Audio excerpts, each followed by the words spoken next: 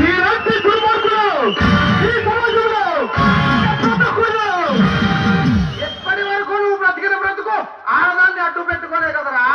నా జోలికి వస్తే ఊరుకుంటా అన్నావు, ఈ జోలికి వస్తే చంపేస్తా అన్నావు, కారుస్తా అన్నావు.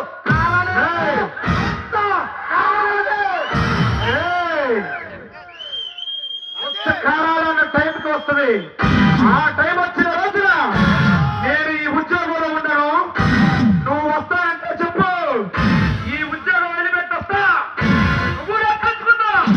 అంతేకాని ఆడవాళ్ళ మీద రాళ్ళేయటం, ముసలాళ్ళ మీద వాకులేయటం కాదు. పైక నీకు దమ్ముంటే, నీకు దమ్ముంటే నాతో ఇక్కడ ఉంటా. నువ్వు తమ్మున్న మగాడు అయితే ఈ నాటకాలు వేస్తూనే ఉంటా. మళ్ళీ ఏకాదశికి ఓపూరి వెంకటేశ్వరరావు, నాగేశ్వరరావు ఉంటుంది. మీరా తండ్రి పేరు చెప్పుకొని బ్రతికేవాడు కదా ఈ శివ. ఈ శివ అంటే న్యాయానికి ప్రతిరూపం, న్యాయానికి చిన్న సభ్యురా. ఇక మాటలొద్దు, చేతలే. నా నిజాయితీకి, నీ మూర్ఖత్వానికి జరిగే ఈ పోరాటం, ఈ కథ ఏ రేపు నుండి ఏ రేపుకు చేరుతుందో నేర్చుకుందాం, చూసుకుందాం. వచ్చే తొలగాసి వరకు నీకు తల్లిస్తున్నా. వచ్చి నాతో కొనరా, ఇంట్లో కాదురా. ఓ కొజ్జా అని నాటకాలు అంటున్నావు కదరా.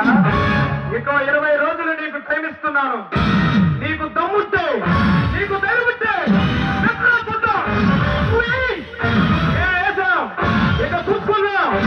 ఇప్పుడు అయిపోయింది కదా, నీకు దమ్ముంటే చూసుకుందాం రా. వినాయక చవితి నీదో నాదో.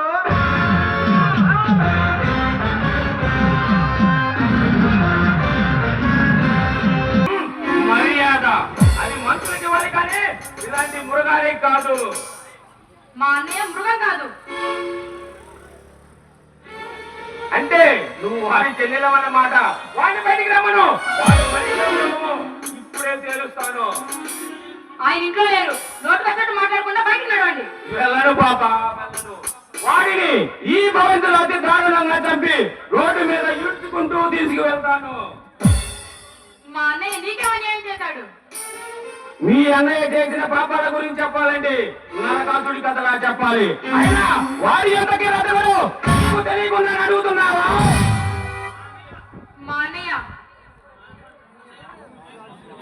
అన్నయ్య అమాయకులందరినీ మంచి చేసుకున్నాడు తప్ప ఎవరికి అన్యాయం చేయలేదు.